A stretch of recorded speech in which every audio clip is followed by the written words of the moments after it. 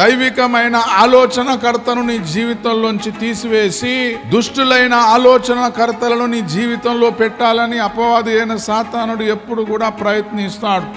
దైవికమైన ఆలోచనకర్త యెహోయాదా యాజకుడు. అసలు నీ జీవితానికి, నీ కుటుంబానికి ఆలోచనకర్త ఎవరు? నడిపించేవారెవరు? దేవుడు బలమైన ఆయుధాలను మనకి ఇచ్చాడు. నాకు ఆయుధం ఉన్నదండి, నాకు ప్రార్థన చేయొచ్చు, ఉపవాసం చేయొచ్చు, పాటలు పాడొచ్చు, వాక్యం చదువుకోవచ్చు, ఇంకా నాకు ఆలోచనకర్త ఎందుకు? ఇంకా బుద్ధి నేర్పించేవాడు నాకెందుకు? నాకై నేను నడవలేనా? నాకై నేను నిర్ణయం తీసుకోలేనా? నాకై నేను అడుగులు వేయలేనా?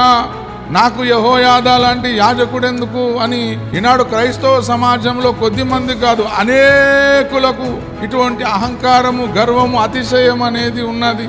కానీ బాగా గుర్తుపెట్టుకోండి, దేవుడు నిన్ను నడిపించడానికి, నిన్ను కాపాడడానికి, నీకు ఆలోచన చెప్పి నిన్ను తన మార్గంలో నడిపించడానికి దేవుడు దైవజనుని ఇచ్చాడు.